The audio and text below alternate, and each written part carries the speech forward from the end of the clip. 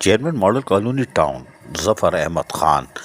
نے chairman union council کے وسیم مرزا نے جہاں عوام کی طرف سے ملنے والی شکایتوں کے بعد فوری توجہ دی اور اس کے ساتھ ہی چیئرمین ظفر احمد خان نے خصوصی ہدایتیں جاری کی اور عوام الناس کی درخواست کو مد نظر رکھتے ہوئے S2 پارک کا کنٹرول ٹھیکیدار سے لے کر ٹاؤن میونسپل کارپوریشن کی تحویل میں لے لیا گیا اور کانٹریکٹ منسوخ کر کے واپس TMC محکمہ باغات کے سپرد کر دیا گیا ہے۔ پارک کی تزئین و آرائش کا کام چیئرمین ظفر احمد خان کی ہدایت پر ہنگامی بنیادوں پر شروع بھی کر دیا گیا ہے اور پارک کو عوام الناس کے لیے واپس سرسبز و شاداب بنانے کے لیے مشن پر کام شروع کیا گیا ہے، جس کا جائزہ لینے کے لیے آج chairman town municipal corporation model colony Zafar Ahmed Khan, محکمہ باغات اور ٹاؤن کے دیگر افسران ان کے ہمراہ موجود تھے۔ S2 ماڈل پارک پہنچنے پر جہاں انہوں نے کیے جانے والے کام کا خود جائزہ لیا اور عوام سے ملاقات کی اور عوام نے چیئرمین ظفر احمد خان کی درخواست پر فوری عمل درآمد پر شکریہ ادا کیا۔ واضح رہے کہ ٹرانزیکشن آفیسر ایک ماہ پہلے تمام پارکوں، کھیل کے میدانوں جس میں راشد لطیف اکیڈمی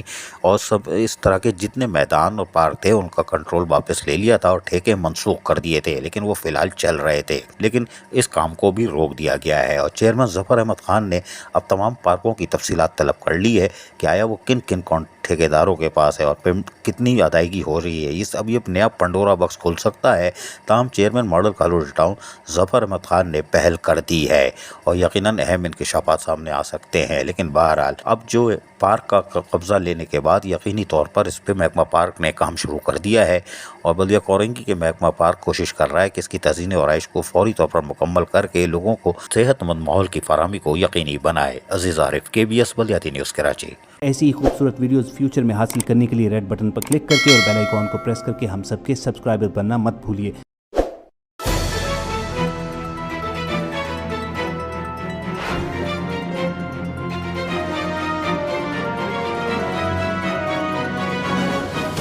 KBS بلدیاتی نیوز۔